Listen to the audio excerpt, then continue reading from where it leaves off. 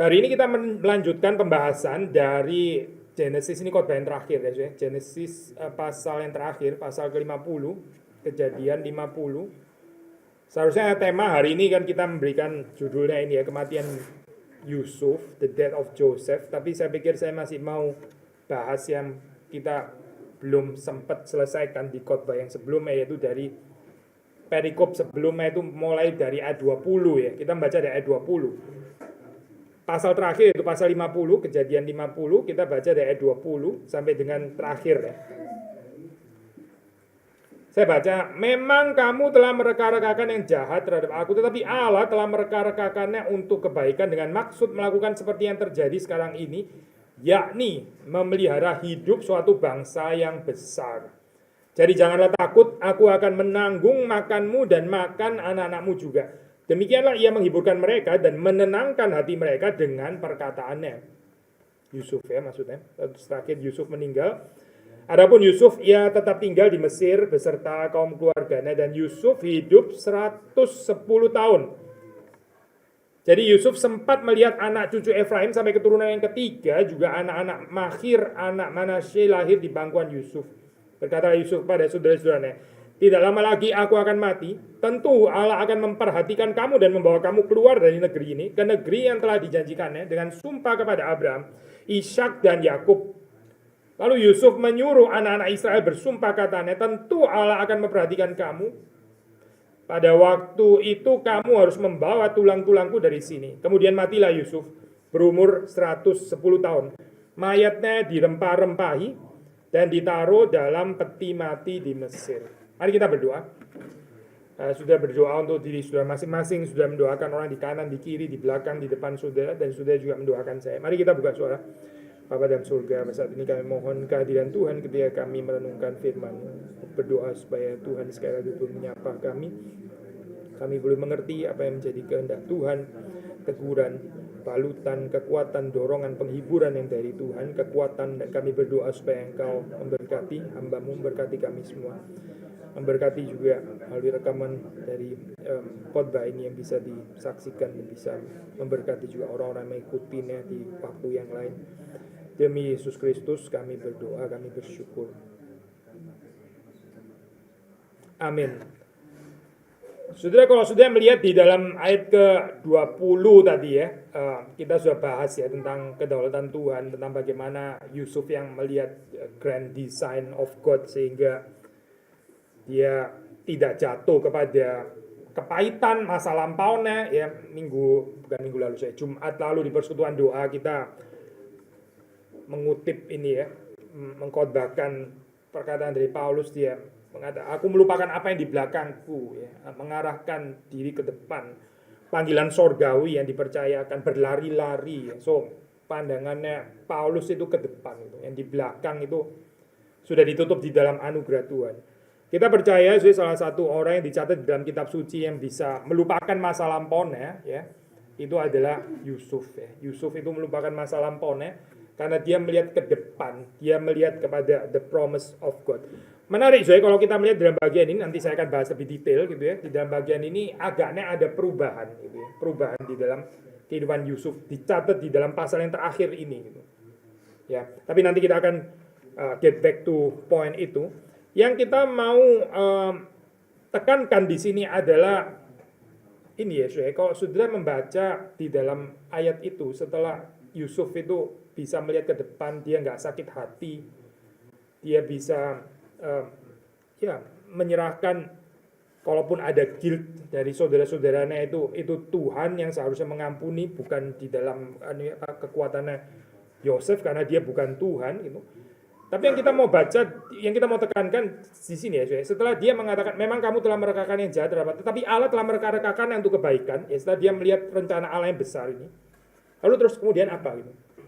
Itu bukan hanya sekedar nggak sakit hati terhadap masa lampau. Lah kalau kayak gitu nggak cuma diem toh di tempat sekarang gitu ya. Saya nggak sakit hati.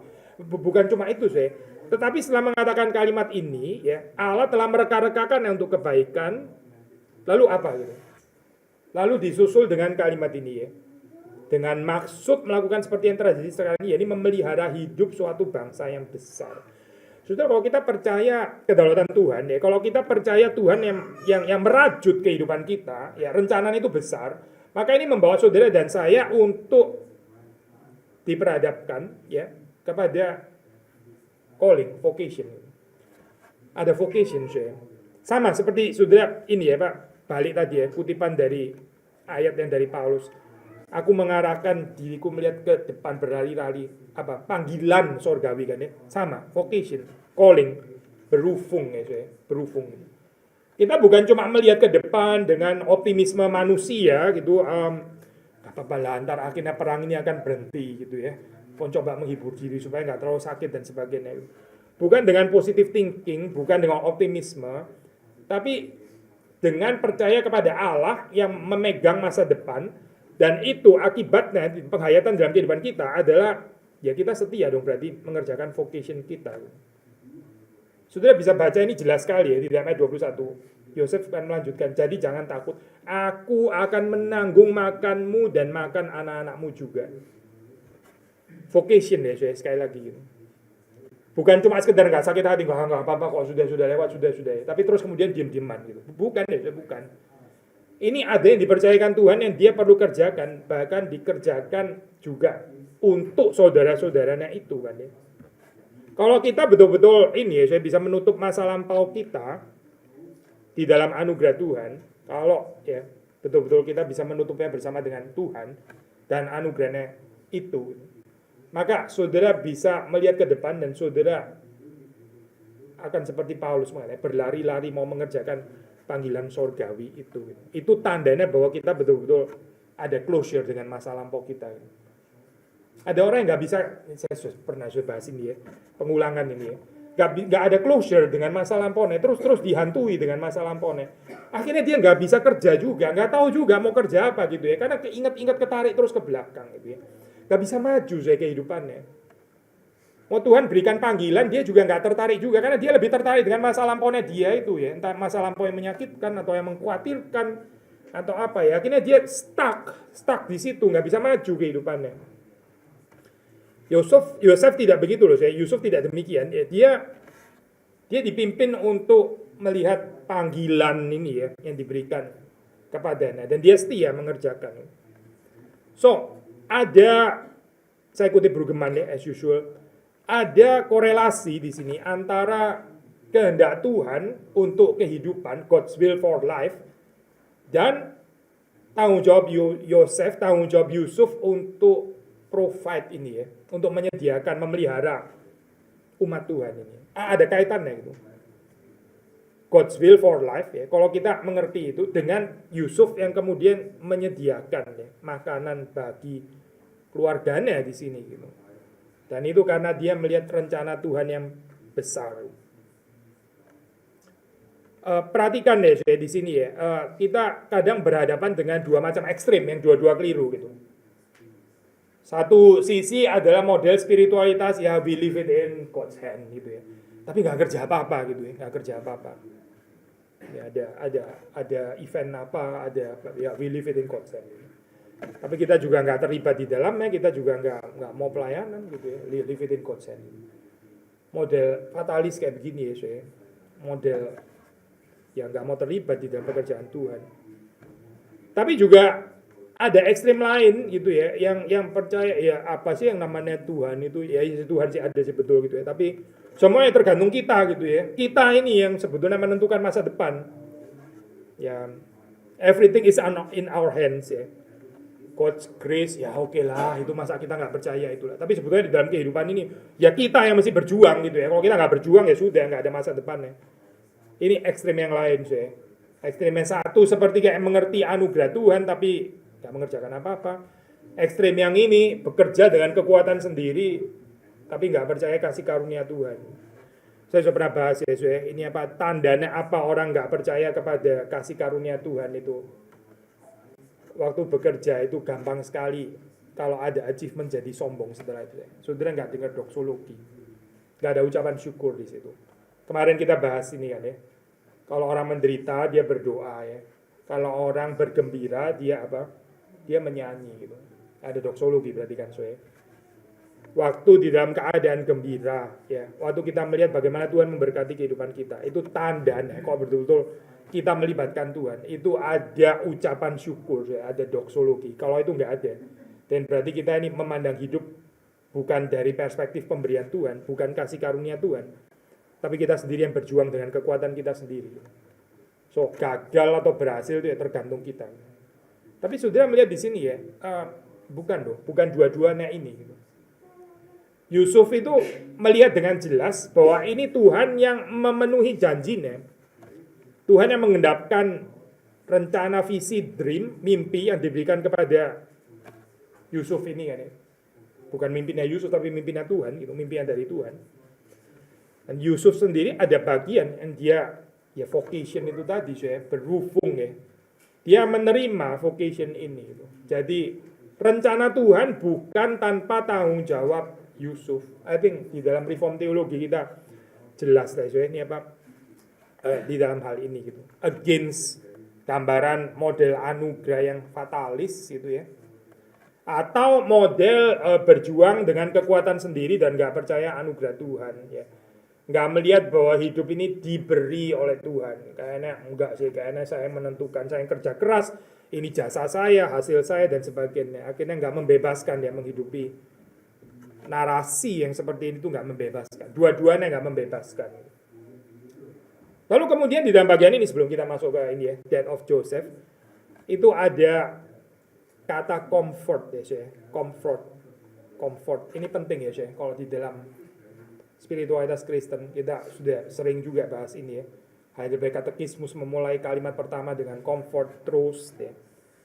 Apa kaitannya di sini? Kenapa comfort ya? Sudah kita masih ingat kan ya, itu isu yang paling membebani saudara-saudara Yusuf ini adalah guilt, adalah perasaan bersalah ya. Yang kita nggak bisa underestimate itu. Tapi di sini guilt itu akhirnya bisa diatasi.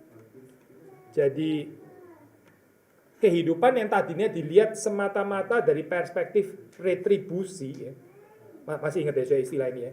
Retribusi itu kan saudara-saudara melihat iya sih kita sekarang ini kayak gini ya. Kita akhirnya menuai apa yang kita tabur gitu ya. Hidup itu semata-mata tentang retribusi belaka. Gitu. Jadi kalau kita menderita, kalau kita sakit-sakitan, kalau kita apa, ya sih mesti tahu ya, dulu memang saya banyak kesalahan, makanya sekarang saya ini menuai apa yang saya sudah tabur seperti ini, is just correct gitu kan ya. Tapi nggak menarik ya, saya melihat hidup sebagai retribusi kayak begini ini nggak menarik, karena nggak ada Tuhan yang beranugerah, nggak ada Tuhan yang berbelas kasihan berarti. Ini berarti hidup ini ya, kita di sini ini semata-mata ditentukan dengan apa yang kita tabur ya, dan nggak bisa goyang sedikit pun gitu. Ya tadi kita mengatakan contohnya, kalau ini gambarannya adalah sesuatu yang menderita ya, langsung kita ya oke lah memang saya dulu salah sih ya. Saya dulu kurang ajar sih memang sama orang tua. Akhirnya sekarang saya dikurang ajarin sama misalnya gitu ya. So, ya sudah kayak begini ya, sudah tanggung saja. Memang begini harus menuai kayak begini gitu ya. Itu kalau negatif ya, so, ya. Tapi kalau positif juga bisa seperti itu juga yang di dalam perspektif retribusi. Artinya ya jelas lah saya berhasil sekarang ya. Jelas saja saya sekarang hidupnya ini berkelimpahan. Siapa dulu yang dulu menabur gitu kan ya. Saya kan kerja keras dulu gitu. Sama saya. Itu berarti juga retribusi, cara pemikiran retributif ya. Melihat kehidupan ini ditentukan oleh apa? Ya jasa masa lampau saya atau kecelakaan yang saya lakukan, kesalahan yang saya lakukan juga di dalam masa lampau. Pertanyaannya saya, di mana Tuhan di sini? Nggak ada sebetulnya saya, nggak ada Tuhan di sini. Gitu. Yang ada adalah kita sendiri menentukan masa depan kita. Sekarang ini ditentukan oleh masa lampau kita. Nah, saudara-saudara Yusuf seperti kita sudah bahas ya, tadinya kan berpikir secara retributif kayak begini kan. Waktu mereka dikerjain sama Yusuf, mereka juga nggak marah, mereka juga nggak protes, mereka bilang ya sudahlah, namanya juga kita dulu juga jahat sama Yusuf. Sekarang kalau kita mengalami kejahatan, ya sudah, berarti Tuhan sudah membalas kepada kita, sudah terima saja begitu ya. In a way sih memang nggak komplain gitu ya, seperti kayak percaya kedaulatan Tuhan, tapi kekristenan bukan ini sih. Saudara boleh pleading untuk God's compassion, God's mercy, ya, belas kasihan, pengampunan Tuhan. Kita boleh pleading loh. Tuhan itu bukan Tuhan yang statis dengan hukum tabur tua itu, saya bukan. Gitu. Tuhan itu lebih tinggi daripada itu. Nah, di sini ya, saya guilt kan akhirnya itu di overcome, gitu ya. Jadi bersamaan dengan ini juga yang di overcome itu adalah pikiran retribusi itu ya.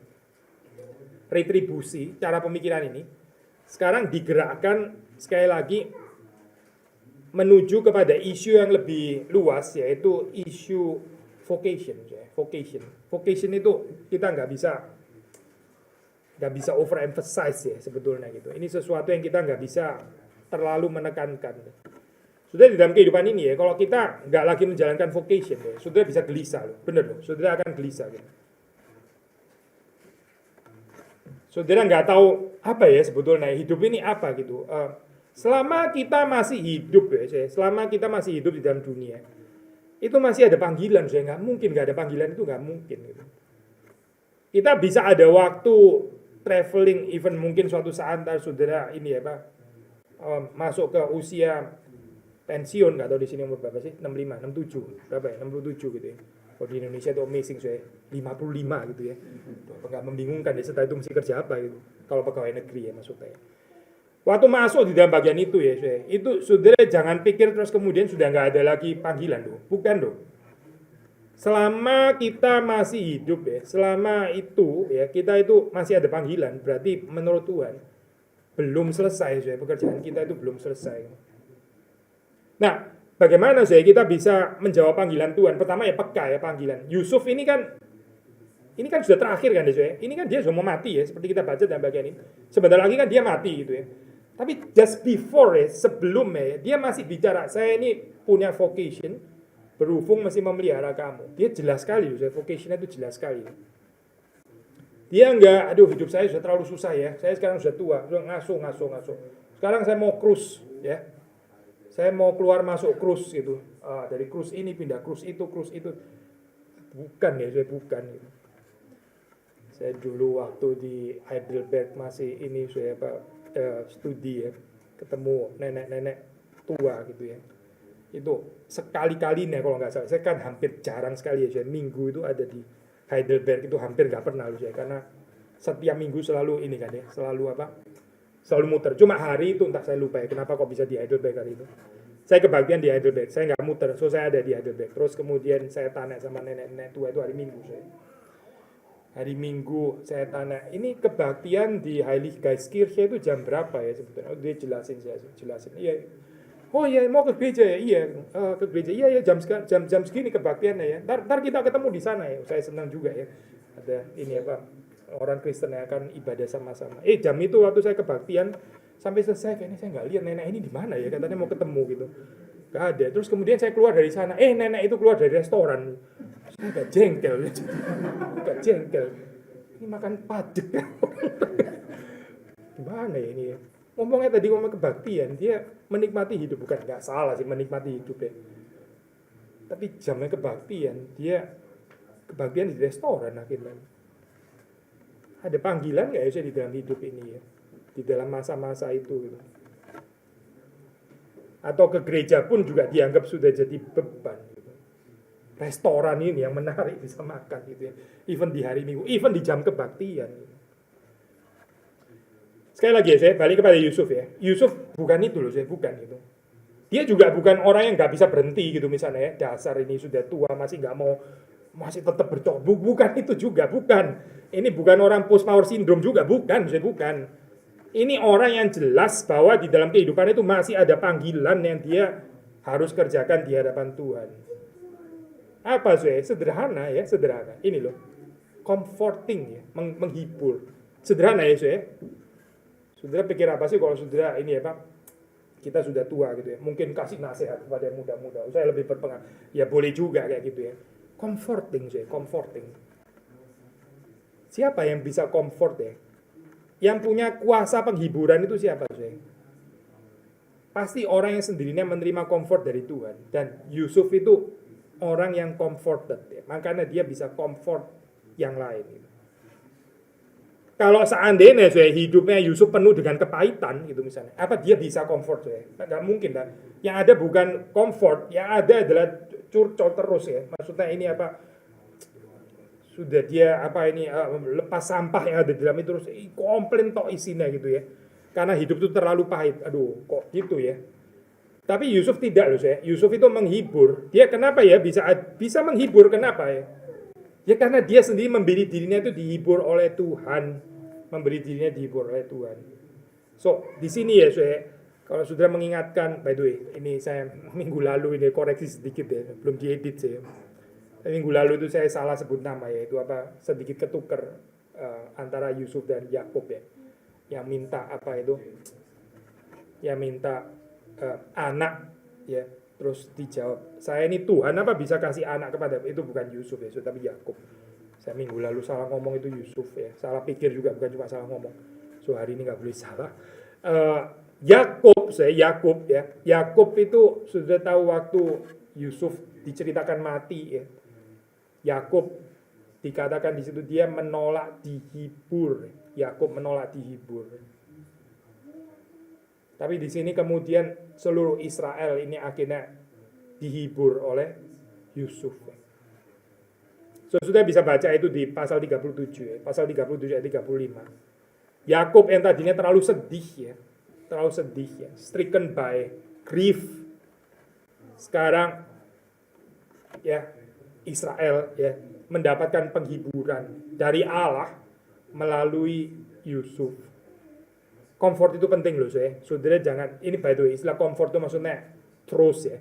Saya nggak bicara comfortable di dalam pengertian apa ini, kenyamanan, bukan itu. Tapi trust maksudnya ya. Ini bicara tentang consolation. Comfort itu penting gitu. Karena kita ini hidup di dalam fallen world, di dalam dunia yang jatuh, yang ya memang menyakitkan. Saya bisa memberikan pain ya. Gak usah diminta, saudara nggak perlu minta. Itu ada saya di dalam kehidupan ini. So kalau kita nggak ada penghiburan, ya ntar akhirnya larinya ke Sampaoli lagi gitu ya. Cari penghiburan yang lain gitu. Larinya ke tempat yang lain gitu. Bukan cari comfort ya, tapi cari distraction gitu. Cari apa ya, pengalih perhatian. Aplengkung. Gak menolong ya, saya nggak menolong. Tuhan itu adalah sumber penghiburan. Nah, comfort yang tadinya itu ditolak gitu ya, Yakub itu nggak percaya, nggak ada lah comfort, saya sudah nggak bisa dihibur lagi dan nggak mau dihibur juga. Nah di sini di akhir dari kejadian ini ya, kita kejadian Israel ya itu dihibur akhirnya. So ini ada closing ya, apa yang nggak selesai, apa yang ditolak di pasal 37 ya, sekarang diselesaikan oleh Tuhan di pasal ke-50 ya. To be consoled and comforted itu kebahagiaan. Saya itu betul-betul bahagia. Saudara kalau nggak mendapatkan comfort dari Tuhan, waduh, saudara kita bisa tak jalan ya, kehidupan kita nggak functioning gitu. Karena kita juga nggak realistis di dalam menghadapi tekanan di dalam kehidupan ini ya, kesedihan, misery dan sebagainya. Comfort yang dari Tuhan. Nah, sekarang kita masuk ke bagian ini ya, the death of Joseph ya. Ini bagian terakhir. Maksudnya ini apa? Setelah itu Yusuf mati ya. Jadi kita membaca Yusuf mengerjakan panggilannya sampai pada akhirnya setia ya. Dan setelah itu dia mati. Nah, gambaran kematiannya ini menarik ya. Saudara bisa melihat, saudara masih ingat ya kita bicara tentang Egyptianization ya, Mesirisasi apa itu ya. Orang bisa kehilangan identitasnya waktu tinggal di satu tempat ya, hamburgisasi atau apapun istilahnya itu. Nah di sini ya saudara melihat ya masih ada Egypt ya gitu ya, masih ada Mesirnya di sini, partly at least lah gitu. Tapi saudara bisa melihat dengan jelas. Nah di sini ini yang benar-benar healing ya di sini ya. Nah, itu tema kita kalender gereja hari ini adalah tentang healing ya, seperti sudah tadi dengar dari apa ini, Fotum ya, dari pembacaan Alkitab. Tema healing ya. Di sini Yosef betul-betul di sanctified ya, di healed sepenuhnya. Dan sudah bisa melihat di dalam kematiannya itu dia beres ya. Kita bisa membaca bahwa ini betul-betul orang Israel sejati. Seperti Yakub. Sudah masih ingat ya di dalam pertemuan sermon yang sebelumnya kita kan mengkontraskan, ada bagian mengkontraskan antara Yakub dan Yusuf, di mana Yakub kelihatan beres ya, Tapi Yusuf masih sangat Mesir ya di situ ya, waktu kematian Yakub itu ya. Masih sangat Mesir. Tapi di sini ya, saudara bisa melihat bahkan dari narator kitab Kejadian, penulis kitab Kejadian itu secara struktur penulisan ini ya, Hebrew, saudara bisa melihat struktur yang disebut kiasem ya. Kiasem itu namanya struktur sandwich ya, saudara. Jadi yang atas itu ada mirror di bawah, terus yang di sini ada di sini, terus yang tengah gitu ya. Tergantung sih, ABBA atau ABCBA atau ABCCBA bisa juga. Nah, di bagian ini saya kita lihat ABCBA ya. ABCBA. Yang pertama, A yang pertama itu adalah bicara tentang Mesir, saya.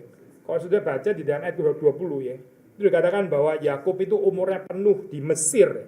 Mesir itu ayat 22 ya. Nah, ini reflected ya, saya, secara mirror di ayat 26. Itu dia dikatakan dia dirempah-rempahi di Mesir ya. So Mesir gitu ya. Berarti ini di framing sama Mesir kan. Makanya tadi kita bilang ya dia masih ada Mesir ya situ. Memang dia di Mesir gitu ya.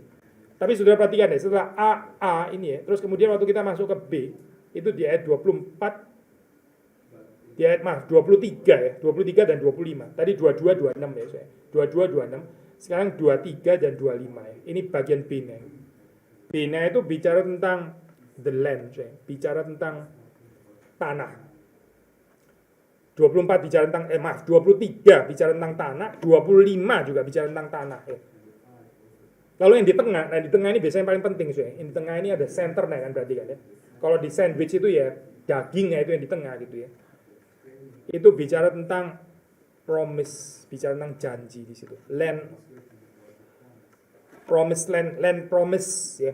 Janji tentang tanah itu. Nah, itu ada di senternya di ayat yang ke-24.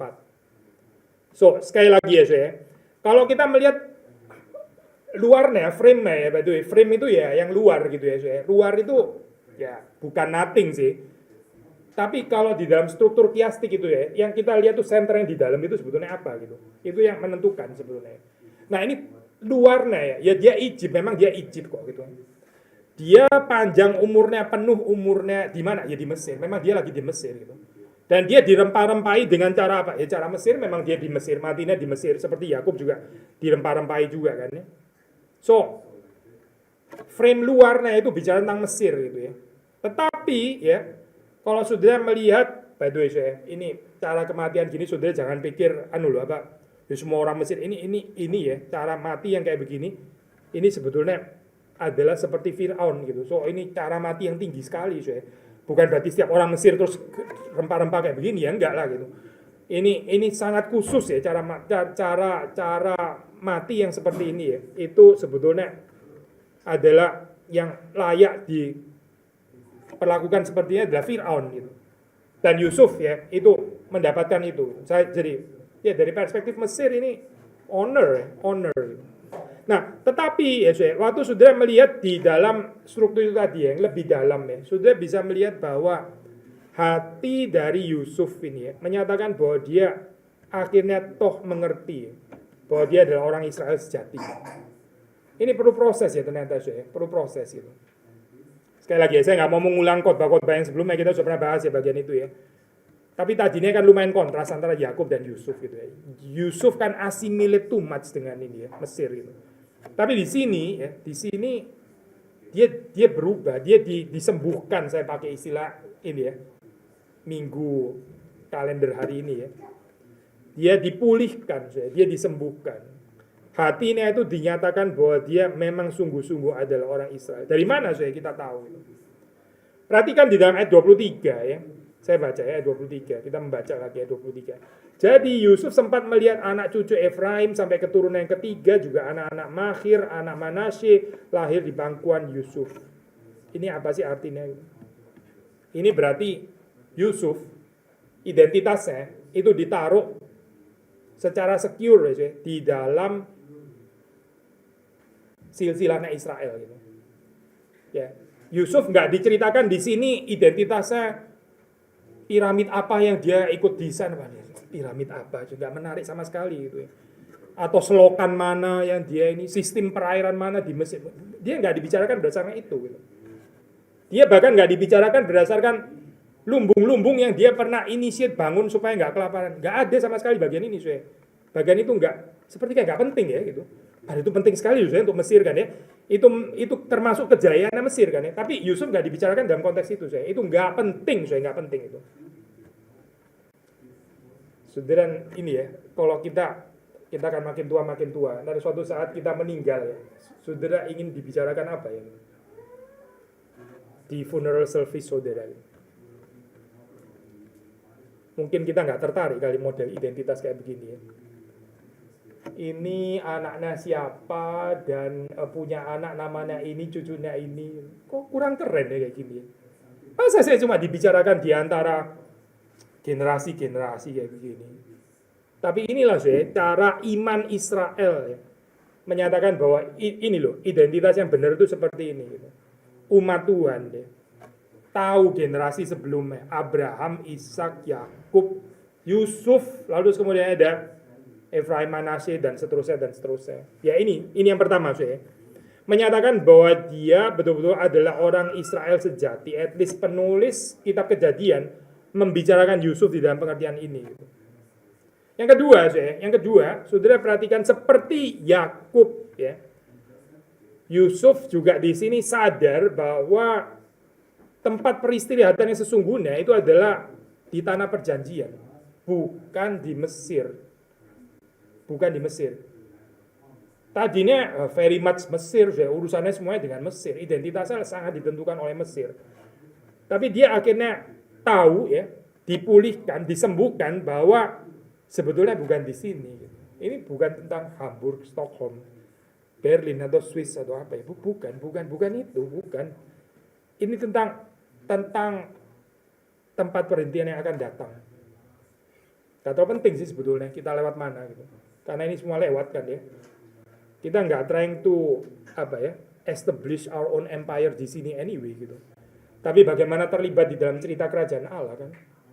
Bukan establishing one's own empire, Egyptian empire. Sudah baca di dalam ayat yang ke-25. Lalu Yusuf menyuruh anak-anak Israel bersumpah katanya, tentu Allah akan memperhatikan kamu. Pada waktu itu kamu harus membawa tulang-tulangku dari sini. Saya enggak belong di sini. Saya enggak gehur di sini. Bukan ini tempatnya. Sama ya, saya di sini. Yusuf akhirnya realize ya, dia belajar dari Yakub ya, sadar bahwa memang bukan di sini gitu. Tapi di land of promise. Tapi seperti kita tahu ya, ini ada menunggu yang panjang ya, menunggunya panjang loh. Saudara kalau baca di dalam Exodus ceritakan lama gitu kan ya, Exodus gitu, baru ntar terus dibawa panjang ini saya menunggunya. Sama seperti kehidupan kita ya, ini adalah satu penantian. Tapi at least di dalam pasal ini ya, di dalam pasal terakhir sudah bisa membaca bahwa mungkin deh, ini saya mengutip Brueggemann lagi. Joseph is more fully Israelite here than anywhere else in the entire narrative.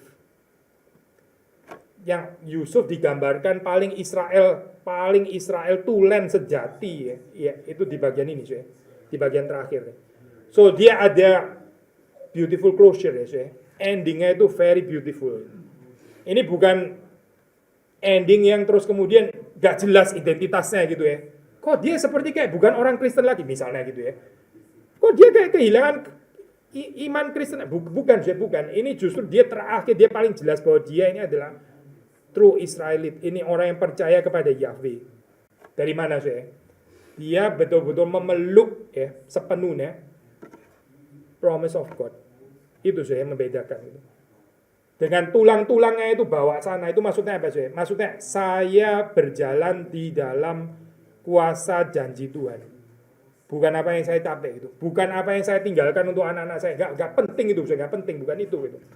Bukan tentang itu gitu. Tapi apakah seseorang itu berjalan di dalam janji Tuhan atau tidak? Atau dia lebih tertarik dengan ya dunia di sini dan sekarang. Yang kedua ya.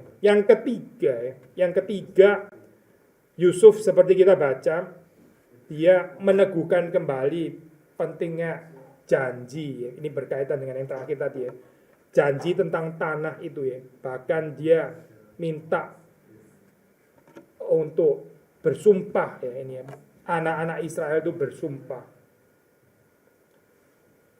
Dan kita juga melihat reference kepada janji yang sudah diberikan kepada the forefathers ya. Di sini ada kutipan ke negeri yang 24 ya. Ke negeri yang telah dijanjikannya dengan sumpah kepada Abraham, Ishak dan Yakub ya. So dia belongs to line ini gitu. Abraham, Ishak dan Yakub. Kita kan kadang kutip ini ya, saya kutip apa itu orang-orang yang dipakai Tuhan di dalam sejarah gereja. Kita bisa kutip Calvin, kita bisa kutip Luther, ya. Kita bisa kutip Agustinus, ya. Even kita kutip Paulus, ya. Kita kutip Yesus Kristus tentu saja gitu ya. Kita kutip nabi-nabi di Perjanjian Lama gitu ya. Kita tertarik nggak ya saya ini di dalam line ini gitu loh, line itu gitu. Line orang-orang kudus itu gitu. Itu yang dicatat di Ibrani ya, pasal ke-11 misalnya. Daftar orang-orang yang beriman. Daftar orang-orang yang terus menantikan janji Tuhan. Yaitu saya, identitas Kristen itu seharusnya di sana saya.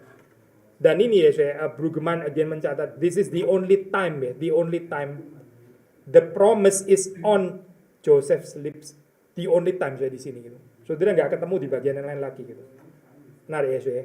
Berarti selama ini ya saya, Yusuf itu seperti kayak nggak sadar. Dia terlalu Mesir ya, terlalu Mesir.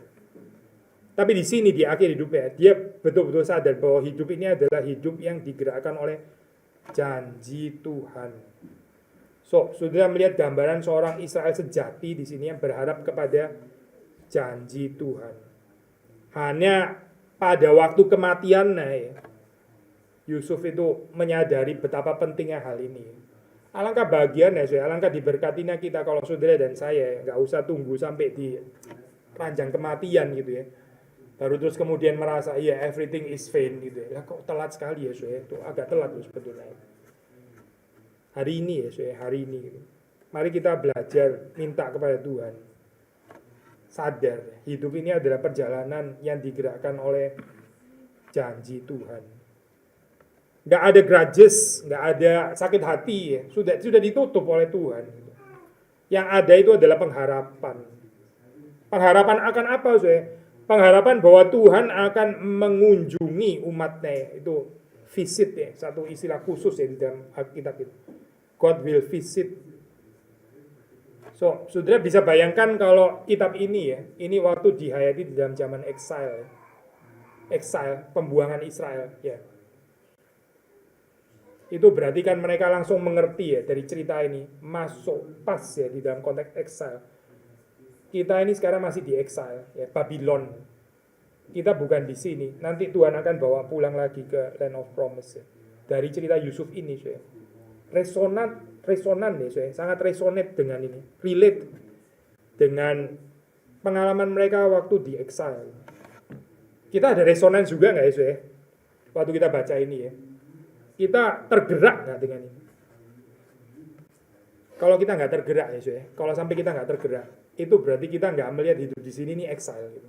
And that's the problem saya. That is the problem gitu. Kita mungkin nggak suka dengan gambaran hidup di sini nih exile gitu.